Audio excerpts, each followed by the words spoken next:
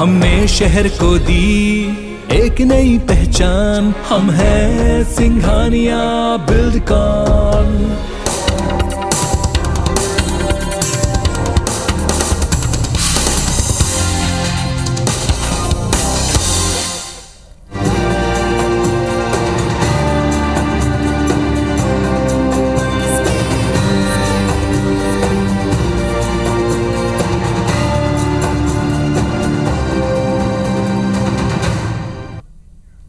नमस्कार, स्वागत है आप सभी का हमारे खास प्रोग्राम मुमकिन है नशे से मुक्ति में। मैं हूं आपके साथ ज्योति सिंह।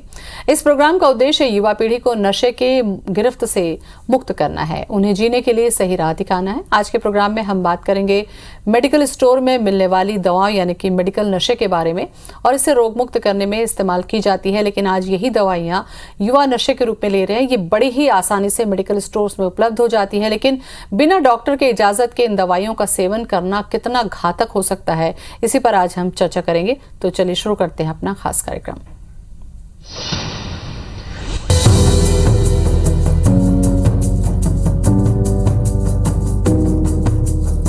नशा चाहे किसी भी तरह का हो, नुकसानदेह होता है और सेहत के लिए बेहद खतरनाक, साथ ही परिवार और करीबियों को भी बहुत परेशान करती है। नशे के आदी लोग इस बात को जानते हैं, लेकिन फिर भी वे इसके चंगुल में फंसते जा रहे हैं।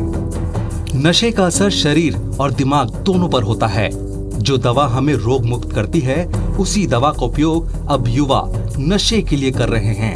नशे के रूप में अब तक पान, गुटखा, गांजा, भांग, खैनी, बीड़ी, सिगरेट, ताड़ी और शराब लिया जाता था। लेकिन वर्तमान में दवा की कुछ श्रेणी ओपियम युक्त कफ सिरप, टैबलेट और कुछ ग्रुपों के इंजेक्शन सस्ते नशे के रूप में धड़ल्ले से उपयोग किए जा रहे हैं। वैसे तो मेडिकल स्टोर संचालकों के लिए किसी भी प्रकार की दवा किसी रजिस्टर्ड डॉक्टर की पर्ची पर ही देने की सख्त सरकारी निर्देश हैं।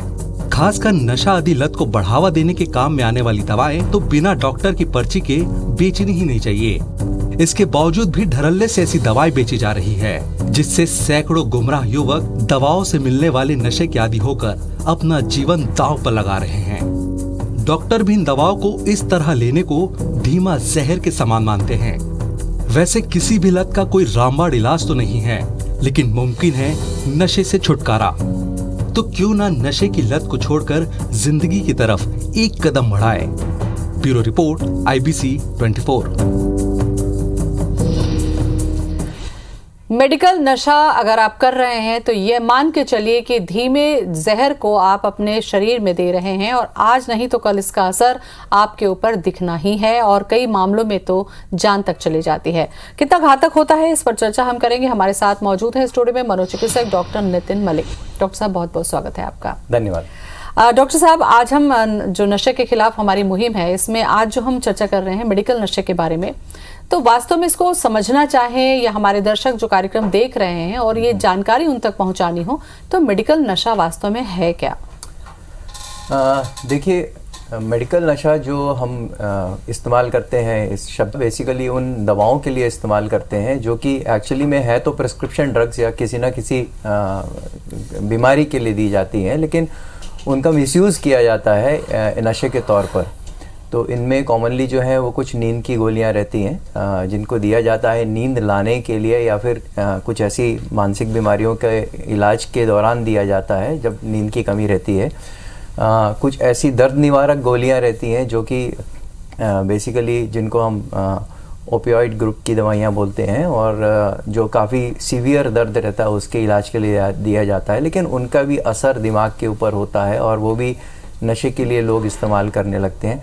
इसी प्रकार से कुछ कफ सिरप्स वगैरह आते हैं जिनका कि लोग मिसयूज़ करते हैं, क्योंकि उनमें भी कुछ इस प्रकार के पदार्थ रहते हैं जो कि दिमाग के ऊपर असर करते हैं, और अगर वो पदार्थ एक्सेसिव मात्रा में दिमाग के ऊपर असर करते हैं तो एक विशेष प्रकार की उत्तेजना दिमाग को देते हैं, और जिसकी वजह से जो है इंसान बार बार उस नशे को लेने का प्रयास करता है और उस नशे की गिरफ्त में आता है। तो एक्चुअली में ये दवाइयाँ उस तरह से लेने के लिए नहीं बनी है और किसी दूसरी चीज़ के लिए, किसी दूसरे प्रकार के फ़ायदे को देने के लिए बनी है, लेकिन उसका अगर मिसयूज़ किया जाए, उसका अगर गलत इस्तेमाल किया जाए तो वो एक प्रकार का नशा देती हैं और फिर आदमी धीरे धीरे करके उस नशे को की पूर्ति के लिए उसकी गिरफ्त में आ जाता है। डॉक्टर साहब, आपके पास जो लोग पहुंचते होंगे इससे मुक्ति के लिए, सबसे बड़ा सवाल यही है कि कितने प्रकार से लेते हैं। जैसा कि आपने बताया कि सिरप में है, इंजेक्शन में है, टैबलेट में है, बाम में है, या कितने तरीके से ये जो मेडिकल नशा है अलग प्रकार से लोगों तक पहुंच रहा है, और सबसे ज्यादा खतरनाक क्या है? देखिए, जैसा कि आपने जो लिस्ट बताई है, तकरीबन इन सभी प्रकारों से जो है मेडिकल नशा लिया जाता है। भले ही वो टैबलेट जो कि सबसे कॉमन तरीके से लिया जाता है, टैबलेट के फॉर्म में लिया जाता है, इंजेक्शंस के फॉर्म में भी जो है वो इस्तेमाल किया जाता है मेडिकल नशा। कफ सिरप के रूप में जो सिरप्स आते हैं उनका इस्तेमाल किया जाता है मेडिकल नशे के रूप में। बाम वगैरह जो आते हैं उनका भी इस्तेमाल किया जाता है मेडिकल नशे के रूप में। सो मेडिकल नशा जो है वो इन सारी चीज़ें जो हैं उनका इस्तेमाल जो है वो मेडिकल नशे के रूप में किया जाता है। जहाँ तक घातक होने की बात है, देखिए इनमें से कुछ भी चीज़ जो है वो घातक हो सकती है। निर्भर करता है कि वो इंसान उसका इस्तेमाल किस मात्रा में कर रहा है और उस इंसान को वो जो उसने वो नशा लिया है वो नशा उसको किस प्रकार से और उसके शरीर पे किस प्रकार से असर डालता है। तो अगर इसमें से अगर आप कुछ ऐसी चीज़ें देखते हैं जो कि जैसे कि इंजेक्शन वगैरह हो गए, जो कि आदमी डायरेक्टली अपनी बॉडी के अंदर इंजेक्ट करता है, तो इसमें बहुत लार्ज अमाउंट, बहुत ज़्यादा अमाउंट नशे का जो है वो सीधे उसके शरीर में जाता है और ना सिर्फ दिमाग पे असर करता है लेकिन बल्कि शरीर के बाकी जो अंग हैं, जैसे हार्ट हो गया, जैसे लिवर हो गया, इन सब के ऊपर भी सीधे जाके असर करता है। और इतने ज़्यादा मात्रा में जब दवाई एकदम से असर करती है अंगों पे, तो कई बार जो है आदमी की जो है मौत हो सकती है इनकी वजह से। तो इस प्रकार से ये नशे जो रहते हैं, इनका इफ़ेक्ट्स जब इतने ज़्यादा मात्रा में लिए जाती हैं ये दवाइयाँ जो इसके लिए नहीं बनी है। मैं बार बार इस बात के लिए एम्फसाइज करता हूँ कि दवाई बुरी नहीं है, दवाई किसी और चीज़ के लिए बनी है, दवाई बीमारी के लिए बनी है। कफ सिरप डॉक्टर आपको बोलेगा 5 ml पीजिए, 10 ml पीजिए, दिन में 2 बार लीजिए, दिन में 3 बार लीजिए, 5 दिन के लिए लीजिए, बंद कर दीजिए। कोई डॉक्टर आपको ये नहीं बोलेगा 1 बॉटल 1 बार में दिन में 2 बार लीजिए, कोई नहीं बोलेगा। अगर आप इस मात्रा में लेंगे तो फिर वो आपको आपके लिए घातक या हानिकारक सिद्ध हो सकती है। तो आप जिस मात्रा में ले रहे हैं वो मात्रा जो है वो आपके हार्ट के लिए, आपके दिमाग के लिए, हर चीज़ के लिए घातक या हानिकारक हो सकती है और जानलेवा हो सकती है। डॉक्टर साहब, जैसा कि टैबलेट का जिक्र हम कर रहे थे कि नींद की गोली इतना आसानी से मिलती भी नहीं है। सवाल यही उठता है कि क्या ये आसानी से उपलब्ध हो जाती है या इसके पीछे जो कारण होता है, क्या ऐसा कारण होता है कि उनको क्या चीज उसमें से मिलती है जो बार बार उन्हीं की तरफ खींचती है? क्या मनोवैज्ञानिक परिवर्तन उनके अंदर होता है? मतलब क्या कारण क्या दिखते हैं आप? देखिए, ये जितनी भी दवाइयाँ हैं ये सारी की सारी अगर हम देखें तो ये NDPS एक्ट के तहत जो है इनके ऊपर इनका जो बेचना खरीदना भी जो है वो प्रतिबंधित है या रेगुलेटेड है। बेसिकली प्रतिबंधित तो नहीं है, रेगुलेटेड है। और इनको जो है इनके लिए प्रॉपर दवाई प्रिस्क्रिप्शन होना ज़रूरी है, प्रिस्क्रिप्शन में डेट होनी ज़रूरी है, मात्रा जो है प्रिस्क्रिप्शन के अनुसार ही उनको मिलनी चाहिए। लेकिन उसके बाद भी जो लोग नशा करते हैं उनको इस प्रकार के पदार्थ जो है बहुत आसानी से मिल जाते हैं। और आई थिंक इसके लिए जो है बहुत कड़ाई की जा रही है। सरकार अपनी तरफ से पूरी कोशिश करती है, उसके बाद भी जैसे कि होता है लूप होल्स हर जगह रहते हैं। लोगों को जल्दी पैसा कमाने का शौक़ रहता है तो उसके लिए लोग दूसरों की जान के साथ खेलते हैं। तो यहाँ पे भी कुछ इसी प्रकार की चीज़ होती है, तो वो होता है। जैसा कि आपने पूछा कि इनका असर क्या होता है दिमाग के ऊपर नींद की गोली लेने से, अल्टीमेटली आदमी नींद की गोली लेता क्यों है, यानी उसको ऐसे क्या होता है। देखिए, नींद की गोली है जिसको हम बेंजोडाइजेपिन्स बोलते हैं।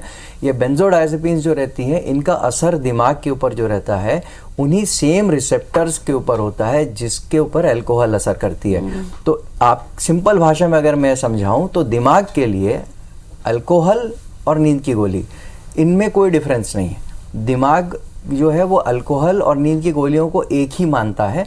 तो जो असर अल्कोहल दिमाग के ऊपर करती है वही असर नींद की गोली करती है। तो कुछ उसी प्रकार के सेम असर को लेने के लिए आदमी नींद की गोली लेता है। फ़ायदा ये है कि अल्कोहल लेने के लिए आपको बहुत तामझाम की ज़रूरत है, बहुत पैसे खर्चा करने की ज़रूरत है, बहुत टाइम लगेगा। नींद की गोली खाने में आपको जो है वो ये सारी चीज़ों के झंझट से आप बच जाते हैं। और ख़ासकर ऐसी यंग पॉपुलेशन जिनको अपने माँ बाप के सामने जाना है, जिनको अपने टीचर के सामने जाना है, उनके लिए ये तो इस प्रकार का नशा तो एक प्रकार से कह लीजिए कि उनके लिए तो एक वरदान हो गया। उनकी जेब में एक गोली है, उन्होंने फट से मुंह में डाली और उसको पानी कितना पी लिया। घातक है डॉक्टर साहब, कितना घातक है। सोचिए पूरी जो युवा पीढ़ी है वो इसकी गिरफ्त में जा रही है और उसे ये भी नहीं पता कि इस जहर को आगे चलकर क्या नुकसान उनके अपने जीवन, पारिवारिक जीवन और उनकी खुद की मृत्यु तक हो सकती है। राहुल जुड़ चुके हैं दुर्ग से। राहुल बताएं क्या सवाल है आपका। सिगरेट सेहत के लिए कितना नुकसानदेह है और इसको छुड़ाने के लिए क्या किया जाए? सिगरेट का जिक्र कर रहे हैं डॉक्टर साहब, वही दूसरी लत की तरह कि छुड़ाने के लिए क्या किया जा सकता है? जी देखिए, जहाँ तक नुकसान की बात है, सिगरेट के नुकसान जो है उसको मेरे को बहुत ज़्यादा बताने की ज़रूरत नहीं है। आप पिक्चर देखने जाएंगे तो आई थिंक आप जो है हर पिक्चर से पहले जो है आपको सिगरेट के नुकसानों के बारे में बहुत डिटेल में सरकार बताती है। हर सिगरेट के पैकेट के ऊपर लिखा रहता है सिगरेट के नुकसानों के बारे में।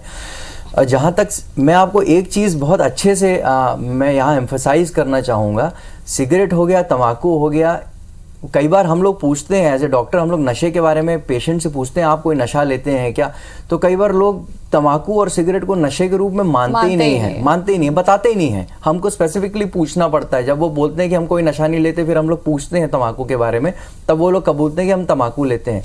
मैं आपको बताना चाह रहा हूँ कि ये इतना सोशली एक्सेप्टेबल है। लेकिन दूसरी तरफ मैं आपको ये भी चीज़ बताना चाह रहा हूँ कि सिगरेट और तम्बाकू की क्रेविंग, मतलब उसको छोड़ने के बाद उसको लेने की इच्छा मन में होते रहना, ये 30 ईयर्स तक डॉक्यूमेंटेड है। 30 ईयर्स। आप सोचिए, आप आज सिगरेट छोड़ चुके हैं, उसके 30 साल बाद भी आप अगर किसी को सिगरेट पीता देखते हैं तो आपके मन में इच्छा होती है, तलब होती है कि या मैं भी एक सिगरेट पी लूं, इतने साल हो गए। तो आप ये सोचिए ये कितनी ज़्यादा आदत पड़ने वाला नशा है। तो इसलिए जो है ये छोटा मोटा नशा नहीं है, ये भले ही सोशली एक्सेप्टेबल है, लेकिन ये किसी भी तुलना, किसी भी पैमाने से ये छोटा मोटा नशा नहीं। राकेश जुड़ चुके हैं रायपुर से। राकेश, स्वागत है आपका, पूछें सवाल अपना। हेलो। हाँ मनोज जी बोलें, सवाल बोले अपना। हाँ, डॉक्टर साहब से ये पूछना था, मेरा पड़ोसी जो है बिना शराब पिए रह ही नहीं पाता वो डेली, तो उनको शराब पीने से लत से कैसे छुड़ाया जाए? देखिए, अगर वो डेली बिना शराब पिए नहीं रह पा रहे हैं तो इसका सीधा सीधा मतलब है कि वो एक जिसको हम बोलते हैं ना एडिक्ट हैं, अल्कोहल एडिक्शन के क्राइटेरिया फुलफिल करते हैं। और अगर ऐसा है तो उनको प्रॉपरली उनका डी एडिक्शन करना बहुत ज़रूरी है। डी एडिक्शन का मतलब होता है कि उनको उस प्रक्रिया से गुजारना पड़ेगा जहाँ कि उनको शारीरिक रूप से बिना नशे के रहने लायक बनाना पड़ेगा। तो वो जो प्रक्रिया होती है उसमें जो पहला चरण होता है, जो अल्कोहल विड्रॉल को मैनेज करना पड़ता है, जिसको हम डी एडिक्शन बोलते हैं, उस चरण से उनको गुजारना पड़ेगा, जो कि मैक्सिमम टाइम जो है, जिसका ज़्यादातर परसेंटेज जो है एक मेडिकल ट्रीटमेंट होता है। क्योंकि डी एडिक्शन के दौरान जब वो विड्रॉल में जाएंगे तो उनको कई प्रकार की शारीरिक तकलीफें आएंगी, मेडिकल प्रॉब्लम्स आएंगी, और उनको मैनेज करने के लिए उनको एक क्वालिफाइड या तो साइकेट्रिस्ट के पास में या किसी मेडिकल नर्सिंग होम या पर्सनल या ऐसी संस्था में जहाँ की मेडिकली उनको मैनेज किया जा सके, वहाँ पे उनको जाके एडवाइस लेनी चाहिए या उनको एडमिट होना चाहिए। जी अच्छा डॉक्टर साहब, चूंकि आप मनोचिकित्सक हैं, आपसे मैं ये जानना चाहती हूँ कि नशा करने के लिए जो एक माहौल होता है वो भी बहुत जिम्मेदार होता है, लेकिन उसको लेने के बाद भी उनके व्यवहार में जो परिवर्तन होता है और उसको जो एक आनंद की अनुभूति होती है, क्या ये भी सारी जिम्मेदार होती है जो लत में धकेलती चली जाती है? जी देखिए, नशे की आदत आपको उसी चीज़ से पड़ती है, उसी चीज़ की पड़ती है जो कि आपको एक प्रकार से आनंद की अनुभूति कराता है, एक ऐसे आनंद की अनुभूति कराता है जो कि आपने पहले कभी नहीं की है। तो दिमाग के अंदर होता है एक रिवॉर्ड सेंटर, जिसको हम एक रिवॉर्ड सेंटर बोलते हैं। बहुत सिंपल भाषा में आपको समझाऊंगा। दिमाग का कुछ हिस्सा रहता है जिसको हम रिवॉर्ड सेंटर बोलते हैं, और वहाँ पे एक केमिकल होता है जिसको हम बोलते हैं डोपामिन। तो डोपामिन जो है जब वहाँ पे रिलीज होता है तो आदमी को एक प्लेजरेबल सेंसेशन आती है, एक उत्तेजना की, अच्छा लगता है उसको। और नशा एक ऐसा केमिकल होता है, कोई भी जो केमिकल जो उस एरिया में डोपामिन को रिलीज कराएगा और इतनी ज़्यादा मात्रा में रिलीज कराएगा कि वो जिसको हम डोपामिन रश बोलते हैं। अच्छा। डोपामिन रश क्रिएट कराएगा उस एरिया में, तो आदमी को जो है वो इतनी आनंद की अनुभूति होगी जो उसको पहले कभी नहीं हुई है। और आदमी जब उतनी आनंद की अनुभूति में जाता है तो फिर उस आनंद को बार बार महसूस करना चाहता है, तो इसलिए वो उस नशे की तरफ बार बार जाता है वो। डॉक्टर साहब, इस आनंद से मुक्ति दिलाना, क्योंकि आगे चलकर उसका शरीर खराब हो रहा है, बीमार पड़ के उसकी मौत तक हो सकती है, ये बड़ा चैलेंज है। अंजलि जुड़ चुकी है अंबिकापुर से। बोले अंजलि, क्या सवाल है आपका? चलिए, संपर्क टूट गया। डॉक्टर साहब, अगर नशे को छुड़ाने की बात की तरफ अगर हम जाते हैं, नितिन जुड़ चुके हैं रायपुर से हमारे साथ में। नितिन, बोले क्या सवाल है? हाँ, मैं ये बोलना चाहता हूँ, जैसे ये नशे की दवाई धरने से बिक रही है हर मेडिकल में, तो इस पर शासन प्रशासन क्या कर रही है? और जो स्वास्थ्य में चलिए, इसका शुरुआत में जिक्र हमने किया था कि शासन प्रशासन की गाइडलाइंस हैं, तमाम बातों को ध्यान में रखा जाता है, लेकिन कहीं ना कहीं एक लूप होल होता है जिसके जरिए आसानी से मिल जाता है। डॉक्टर साहब, आपको लगता है कि ऐसे मेडिसिन मेडिकल स्टोर में उपलब्ध हो, उसमें बहुत ज्यादा स्ट्रिक्ट होने की भी जरूरत होगी, अगर सामान्य तौर पर पहला कदम अगर हम देखते हैं तो? जी, स्ट्रिक्टनेस तो रखी जाती है मेरे हिसाब से। स्ट्रिक्टनेस जो है वो रखी जाती है, रेगुलर समय पर जो है वो रेड्स जो है वो जो ड्रग इंस्पेक्टर्स हैं वो लोग चेक करते हैं, वो सारी चीज़ें करी जाती हैं। लेकिन उसके बाद भी जो है वो कहीं ना कहीं हो सकता है मैन पावर की कमी होती है, हो सकता है बहुत सारे और लूप होल्स हो सकते हैं। लेकिन सबसे ज़्यादा जो गलत है, जिस चीज़ को मैं हर इंसान का एक सामाजिक दायित्व मानता हूँ, उसी प्रकार से जो ऐसे मेडिकल हैं जो इस प्रकार की दवाइयों को सेल करते हैं नशे के तौर पे, वो अपने सामाजिक दायित्व का निर्वाह तरीके से नहीं कर रहे हैं, क्योंकि वो किसी की जिंदगी के साथ खिलवाड़ कर रहे हैं, किसी के पूरे परिवार के साथ खिलवाड़ कर रहे हैं। तो उनको एक थोड़ा सा पैसा कमाने के लिए वो किसी का पूरा, यहाँ पर इंसानियत का जिक्र हमें करना होगा डॉक्टर साहब, कि आप अगर दवा को कुछ समय के पैसे के लालच में भेज रहे हैं तो आने वाली पीढ़ी उसकी चपेट में आ रही है, और हो सकता है आज नहीं तो कल क्या ये चीजें आपके अपने परिवार में भी शामिल हो सकती है, ये देखना बहुत जरूरी होगा। अगर आपका परिवार, आपका आस पड़ोस या आपके समाज में कोई भी मेडिकल नशा करता है तो ये हमारा दायित्व बनता है कि इसकी जानकारी उन्हें दें, समझाएं और वक्त पर उनको ट्रीटमेंट कराएं, क्योंकि आने वाले समय में ये मौत की तरफ बढ़ता है। डॉक्टर साहब, हम ब्रेक पर जाने से पहले चर्चा कर रहे थे इस तरीके के जो नशे के आदी हो जाते हैं, जैसा कि उनके लिए खुद के लिए संभव नहीं है कि 2 गोली से वो 250 गोली तक कब पहुंच जाएंगे पता नहीं चलेगा, तो ऐसे में कितना चैलेंज होता है कि उन्हें जाना कहाँ है। बहुत सारे लोगों को यही नहीं पता है कि उनको नशे से मुक्ति के लिए कहाँ ले जाना है, क्या साइकेट्रिस्ट के पास या साइकोलॉजिस्ट के पास या फिर डॉक्टर के पास, कैसे कहाँ जाएं? देखिए, नशे की अगर कोई इंसान नशे की लत में है तो जैसा मैंने बताया ना कि डिपेंड करता है कि वो किस प्रकार का नशा ले रहा है। कुछ नशे ऐसे रहते हैं जिनका कि कोई ख़ास फिज़िकल विड्रॉल नहीं होता, मतलब उनमें शरीर में किसी प्रकार की कोई तकलीफ़ नहीं होती है। आप छोड़ भी देंगे तो शरीर को कोई ज़्यादा तकलीफ़ नहीं होगी, जैसे कि टोबैको हो गया, किसी भी रूप में आप टोबैको ले रहे हैं। इवन गांजा जो है उसका कोई फिज़िकल विड्रॉल नहीं है, लेकिन इनका बहुत स्ट्रॉन्ग साइकोलॉजिकल विड्रॉल होता है। यानी आप छोड़ने के बाद आपको तलब होती रहेगी, आपको पूरे समय इच्छा होती रहेगी, आपको चिड़चिड़ापन होगा, आपको खालीपन महसूस होगा, तो ये सारी चीज़ें, गुस्सा आएगा आपको, ये सारी चीज़ें जो हैं साइकोलॉजिकल विड्रॉल में आती है। तो इनको अगर मैनेज करना है तो इनके लिए एडमिट होने की ज़रूरत नहीं है, इनके लिए आपको भर्ती होने की ज़रूरत नहीं है। आपको मैनेज आप घर पे भी रह के मैनेज कर सकते हैं। आप एक प्रॉपरली एक साइकेट्रिस्ट से या एक साइकोलॉजिस्ट से या कोई ऐसी संस्था जो कि इसमें दक्ष है, इस प्रकार के नशा मुक्ति के उसमें दक्ष है, आप उनकी सहायता लेके भी आप नशा मुक्त हो सकते हैं। एक बात का ध्यान रखना ज़रूरी है, कोई भी नशे के इलाज में सबसे पहली चीज़ जो अहम चीज़ ज़रूरत है वो है उस इंसान को बहुत स्ट्रॉन्ग विल पावर डेवलप करने की बहुत ज़रूरत है। अपना खुद का विल पावर बहुत स्ट्रॉन्ग होगा तो ही नशे से मुक्ति संभव है। अगर उसके विल पावर में अगर कमी है तो कहीं ना कहीं जाके वो फिर आगे फिसलेगा। कुछ नशे ऐसे हैं जिनका फिजिकल विड्रॉल बहुत स्ट्रांग है, जैसे कि हेरोइन हो गई, ब्राउन शुगर हो गया, उनका फिजिकल विड्रॉल बहुत स्ट्रांग है। मेडिकल नशों में अगर हम देखें तो जो कफ सिरप्स वगैरह होते हैं, ABC में होते हैं, नींद की गोलियां होती हैं, सबका फिजिकल विड्रॉल बहुत स्ट्रांग है, अल्कोहल है उसका फिजिकल विड्रॉल बहुत स्ट्रांग है। तो अगर आदमी इनकी गिरफ्त में है तो उनको फिर पहले एडमिट होना पड़ता है, पहले उनको डिटॉक्सीफाई होना पड़ता है, उनके शरीर को वापस इस लायक बनाना पड़ता है कि वो अब बिना नशे के रह पाए, और फिर उसके बाद उनको ना सिर्फ मेडिकल बल्कि उनको साइकोलॉजिकल हेल्प की ज़रूरत पड़ती है जिससे कि वो नशे से मुक्त रहें। डॉक्टर साहब, अगर हम ये देखें कि इस तरीके के नशे को जब छुड़ाने के लिए परिवार वाले लेकर पहुंचते हैं तो इसका साइकोलॉजी भी कुछ असर पड़ता है क्या? वो अपने आप को बहुत कमतर महसूस करते हैं, विल पावर उनका कम महसूस होता है, या एक असहज महसूस करते हैं, मतलब एक मनोवैज्ञानिक तौर पर भी बहुत कमजोर अपने आप को महसूस करता है ये व्यक्ति? जी, ये चीज़ कॉमनली देखी गई है कि जब पेशेंट को घर वाले लेके आते हैं तो पहली बात पेशेंट जो है वो इस बात को मानने से पीछे हटता है कि उसको किसी प्रकार की कोई तकलीफ है, कोई प्रॉब्लम है उसको। तो वो इसलिए रहता है कि कहीं ना कहीं उसके अंदर एक ये कह लीजिए कि ये भावना रहती है कि मैं अगर नशा छोड़ देता हूँ तो, या मैं अगर इस बात को एक्सेप्ट कर लेता हूँ कि मैं नशा मेरे लिए प्रॉब्लम है, तो वो कहीं ना कहीं मुझे एक कमज़ोर इंसान के रूप में प्रोजेक्ट करता है। हाँ।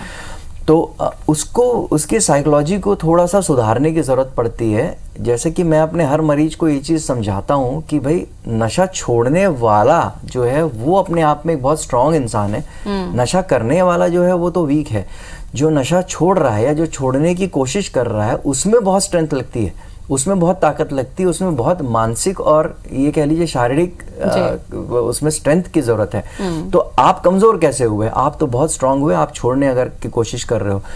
पीयर प्रेशर इतना ज्यादा रहता है, आदमी जो नशा करता है वो छोड़ने से इसलिए डरता है क्योंकि उसको इतना ज़्यादा उसके साथ वाले जो हैं कई बार उसको इतना ऐसा दर्शा देते हैं, प्रेशर दर्शाते हैं, अरे तू छोड़ने की कोशिश कर रहा, तू कैसा है, तू ऐसा है, और इस तरह की बातें कि वो छोड़ने से वैसे ही पहले डर जाते हैं। उनका कहीं ना कहीं उनको उनके अहम को ठेस पहुँचती है। वो सोचते हैं कि अगर मैं छोड़ रहा हूँ तो उनके अहम को ठेस पहुँचती है कि मैं नशा में सब कर रहे हैं, मैं नहीं कर रहा, मेरे को बोल रहे हैं इनको नहीं करना चाहिए, वो भी तो करता है, ये भी तो करता है। ये लॉजिक रहता है उनका देने का।